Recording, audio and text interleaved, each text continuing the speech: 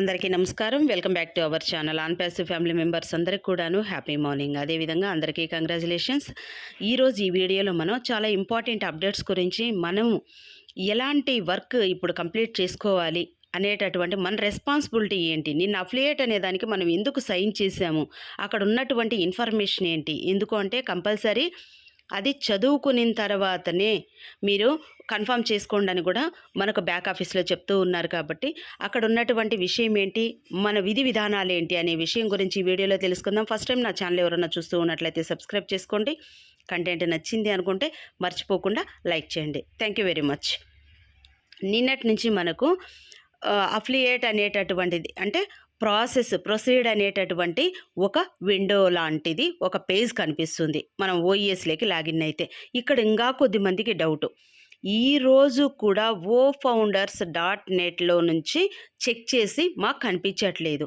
Please మీరు ఒకసారి నాకు స్క్రీన్ షాట్ పెట్టగలరా, నేను ఒకసారి చూస్తాను. మీరు ఓమెయిల్తో వెళ్తూ ఉన్నారా, జీమెయిల్తో వెళ్తూ ఉన్నారా అనేటటువంటిది అడిగినప్పుడు ఓమెయిల్ జీమెయిల్ నా దగ్గర ఒకటే ఉందండి అంటూ ఉన్నారు. అంటే ఈరోజు కూడా ofounders.netలో మాత్రమే చూసుకొని అక్కడ ఉన్నటువంటి ప్రొఫైల్ మాత్రమే చెక్ చేసుకొని నేను సేఫ్గా సెక్యూర్గా నా డీటెయిల్స్ నా దగ్గర పెట్టుకున్నాను, నేను రోజు లాగిన్ అవుతూ ఉన్నాను అనేటటువంటి భ్రమలో ఉన్నారు.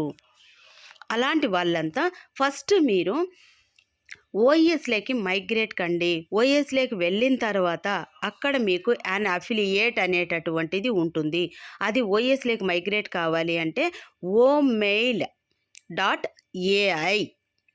అనేటటువంటి దాంతోనే మనము ఓఈఎస్లోకి లాగిన్ అవుతాము. అది ఎలా మేడం, ఓమెయిల్ ఎలా క్రియేట్ చేసుకోవాలి మేడం?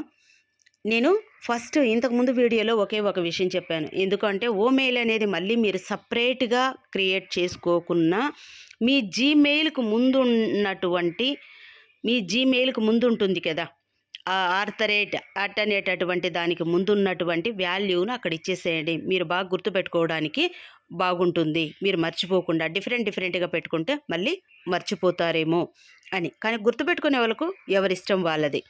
ఆ పాస్వర్డ్ కూడా మనం జీమెయిల్కి ఏమి ఇచ్చామో ఓమెయిల్కి కూడా అదే ఇచ్చారంటే కూడా గుర్తుంటుంది. లేదు మీరు చేంజ్ చేసుకోవాలా అనుకున్నారు అంటే ఒకసారి లాగిన్ అయిన తర్వాత మీ ఓఈఎస్లోకి వెళ్ళి అఫిలియేట్ అనేది సిగ్నేచర్ అయిపోయిన తర్వాత మీ ఇష్టం, ఎన్నిసార్లు అయినా మీరు పాస్వర్డ్ చేంజ్ చేసుకోండి, నో ప్రాబ్లం. ఈ విధంగా యాన్ అఫిలియేట్ అనేది మీరు కంప్లీట్ అయ్యి ఉంటే ఓఈఎస్లోకి మీరు ఓమెయిల్ ద్వారా లాగిన్ అవుతూ ఉన్నట్టయితే మీకు ఈ విండో కనిపిస్తుంది. అప్పటికి కూడా కొద్దిమంది మేము ఓఈఎస్లోకి రోజు లాగిన్ అవుతూ ఉన్నాం మేడం, నాకు అలాంటి ఆప్షన్ కనిపించట్లేదు. అలాంటి వాళ్ళు ఎవరైనా కూడా ఒకసారి రిఫ్రెష్ చేసేసుకొని onpassive.comలోకి వెళ్ళేసి మీరు అక్కడి నుంచి లాగిన్ అవ్వండి. అప్పుడు మస్ట్గా కనిపిస్తుంది. ఇంకొకటి నేను అబ్జర్వ్ చేసింది నా అకౌంట్స్లో ఏంటి అంటే ఓపెన్ చేసి చూసిన వెంటనే, అంటే మనం ఇప్పట్లో కంగారుగా ఉంటాం కదా, స్క్రోల్ చేసి కిందకు వెళ్ళిన వెంటనే మనము అక్కడ సిగ్నేచర్ అనేది స్లోగా అపియర్ అయ్యింది.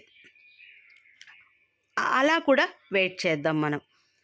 లేదు ఒకసారి ఏదైనా అలా ప్రాబ్లం ఉంది అనుకుంటే మీరు ఇప్పుడు చెప్పాం కదా మనం ఏ విధంగా onpassive.com లేకపోవాలి అని. కొద్దిమంది ఓఈఎస్ యాప్ ద్వారా లాగిన్ అయిపోతూ ఉన్నారు. ఇలా కాకుండా డైరెక్ట్గా మనం ఎప్పుడైతే onpassive.comలోకి వెళ్ళేసి మనం ఓఈఎస్లోకి లాగిన్ అయ్యాము అంటే మనకు ఏ ప్రాబ్లం లేకుండా సక్సెస్ అవుతుంది. మరి మేడం మేము తొందరగా చూడకుండానే కన్ఫర్మ్ కొట్టేసాము, ఇప్పుడు మా సైన్ ఉందా లేదా మేము ఎక్కడ చూసుకోవాలి అనే డౌట్ వస్తుంది. మీ ప్రొఫైల్ దగ్గర మనకు డౌన్లోడ్ డాక్యుమెంట్స్ ఉంటుంది. మీ ప్రొఫైల్లోకి వెళ్ళేసి అక్కడ ఉన్నటువంటి డాక్యుమెంట్స్ని డౌన్లోడ్ చేసుకొని జెరాక్స్ చేసి పెట్టుకోండి. ఇంకా అస్సలు ఏ ప్రాబ్లం లేకుండా పోతుంది. ఇక్కడ ఇంకొక ప్రాబ్లం ఏంటి అంటే నేను సైన్ చేయలేదు, మా వాళ్ళు ఎవరో సైన్ చేశారు, ఇప్పుడేం ప్రాబ్లం లేదా? No problem. అవన్నీ టెన్షన్స్ పెట్టుకోవద్దు. ముందు మీరు ప్రతిరోజు ఎంతసేపు మన onpassive ప్లాట్ఫామ్లో ఉంటూ ఉన్నారనేది కూడా చూడండి. 1-2 సార్లు ఓపెన్ చేసి చూసుకుంటూ ఉండండి. అక్కడ వచ్చినటువంటి అప్డేట్స్ అనేది ఈచ్ అండ్ ఎవ్రీ వన్ చదవండి, లాంగ్వేజ్ ట్రాన్స్లేట్ చేసుకొని చదవండి. ఇంకొకటి ఏంటి అంటే నెక్స్ట్ ప్యాకేజ్ దగ్గరకు వస్తుంది కదా, మేము మా ప్యాకెట్ నుంచే బై చేయాలన్నా? నో. ఇప్పుడు ఒక ఆప్షన్ మీకు కనిపిస్తూ ఉంటుంది అక్కడ ఓకనెక్ట్లోకి మీరు మార్కెట్ ప్లేస్లోకి పోయి ఓకనెక్ట్ ఉండేటటువంటి సబ్స్క్రిప్షన్ ప్లేస్లో మీరు అబ్జర్వ్ చేసినట్లయితే రెన్యువల్ అంటే మనము ఎవరైతే కూడా ఇంకా 2 days టైం ఉందో రెన్యువల్కి వాళ్ళందరికీ కూడా అక్కడ అపియర్ అవుతుంది. ఇంకా 4 డేస్, 5 డేస్ టైం ఉండేటటువంటి వాళ్ళకి, కొంచెం లేట్‌గా తీసుకున్నటువంటి వాళ్ళకి ఆ ఆప్షన్ అక్కడ కనిపియలేదు. ఎందుకంటే మీకు కూడా 2 డేస్ అనే టైం ఉంది అని గన తెలిసినప్పుడు అక్కడ మీకు అపియర్ అయితుంది. ఓ కనెక్ట్ దగ్గరకు పోయి చూస్తే అక్కడ $200 ఫర్ మంత్.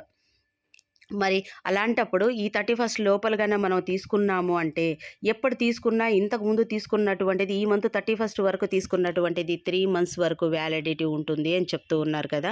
మరి అలాంటప్పుడు ఇంగా వెయిట్ చేయకుండా ఎవరైనా తీసుకోవాలి, నిజంగా తీసుకోవాలి. మా ఆన్ ప్యాసివ్ మాకు అద్భుతమైనటువంటి అవకాశాన్ని కల్పించింది.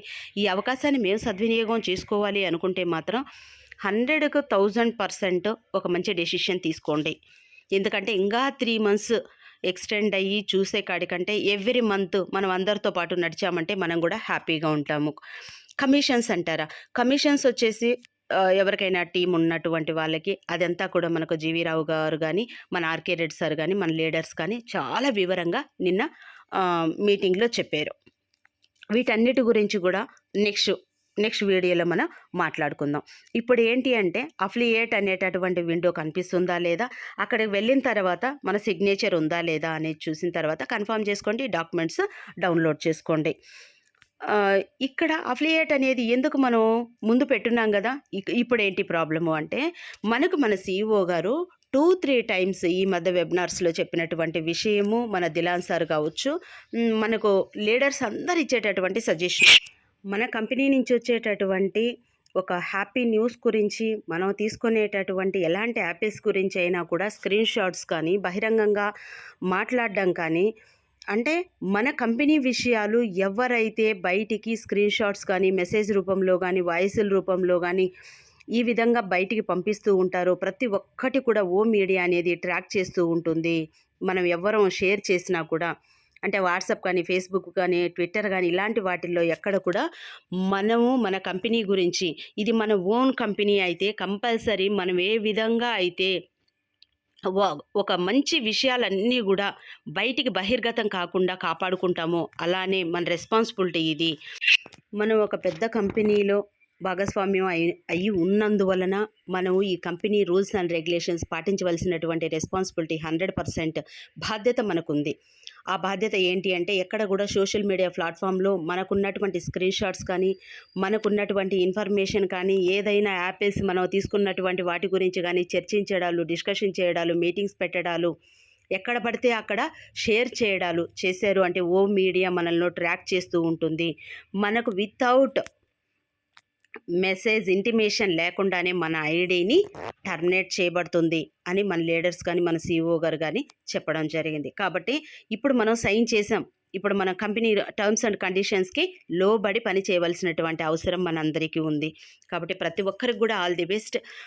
వన్ మోర్ పాయింట్ ఏంటి అంటే, నేషనాలిటీ. కంట్రీ ఉంది కదా, కంట్రీ మనం ఇండియా పెట్టుకున్నాం, నేషనాలిటీ కూడా మనకు అక్కడ కనిపిస్తూ ఉంది.